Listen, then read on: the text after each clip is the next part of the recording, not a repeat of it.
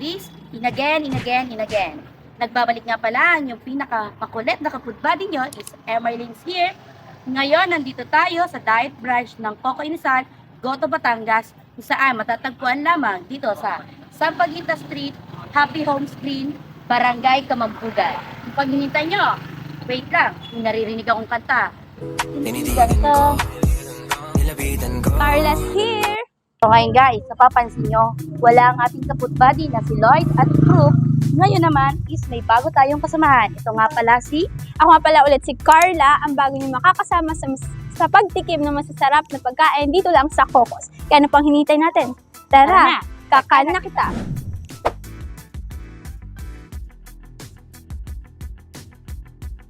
Hello, Te. Ano po ang mga available yung Hindi, ma-order na tayo ng chicken inasal and liempo inasal. Ilan?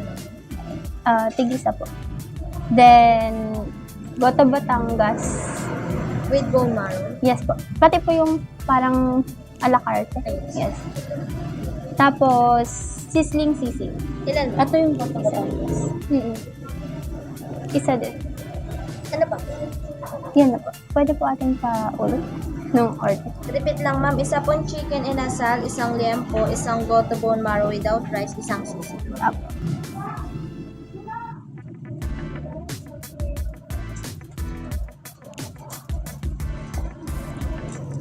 Total ma'am, 487. Ay,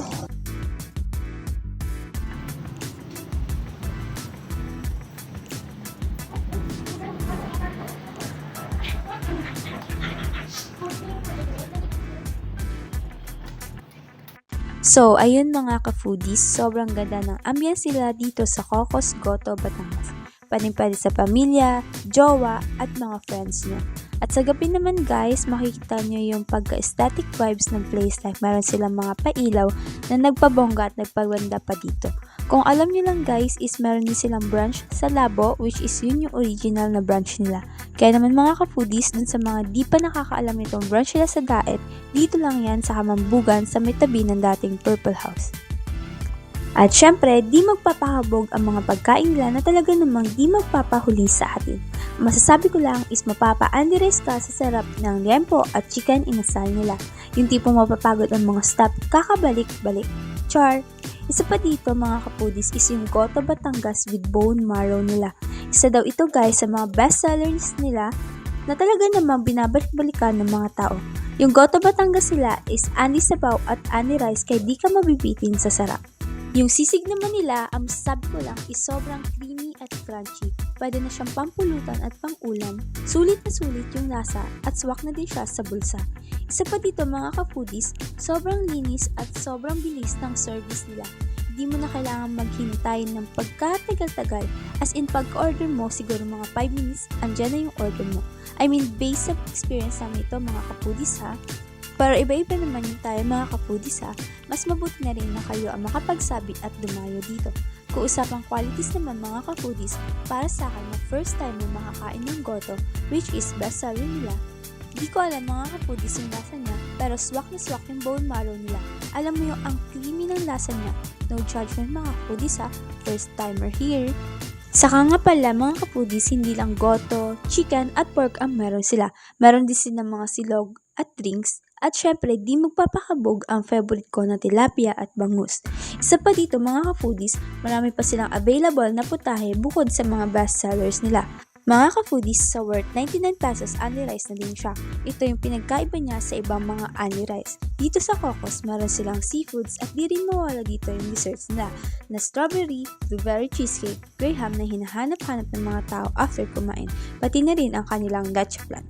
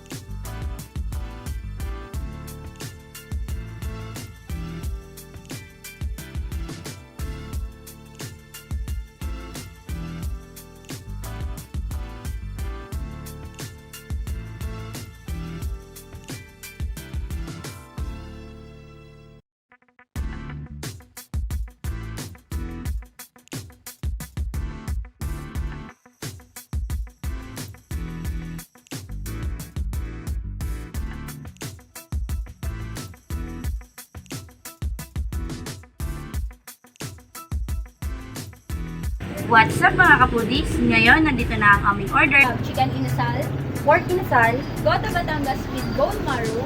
and sisig. So ano? So ano pang hinihintay nyo? Tara na, kaka na kita.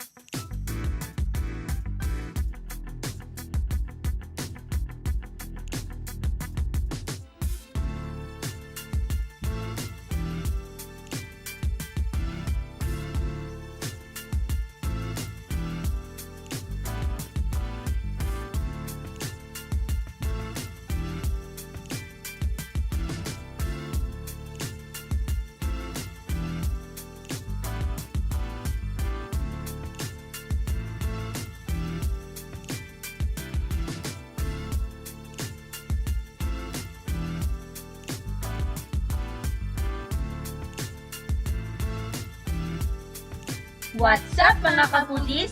At kakatapos lang namin kumain sa sulit, aswang, masik, at creamy, as crunchy na sinig for only 169 pesos. at sa bestseller nila na Goto Batangas with bone marrow, ani Naka- rice and ani sabaw worth of 149 pesos. sa pork and chicken nila na ani rice for only 99 pesos. yes, So yun guys, ito nyo lang may tatagpuan yan dito sa Dark Branch of Cocos. Ano to? Cocos inasal. Inasal. Goto Batangas. Ito lamang yan sa ano ba yun? Kamambugan. Yes. Yan, Barangay Kamambugan. Kaya, ano Ano pang- pang hinihintay nyo? Don't Don't forget. forget to like, comment, share, and subscribe, and click the notification bell para lagi kayo updated sa next vlog. Bye-bye. Ito yung mga bestsellers. Ay, wait lang! Gag, hindi pala Ano na si Carla?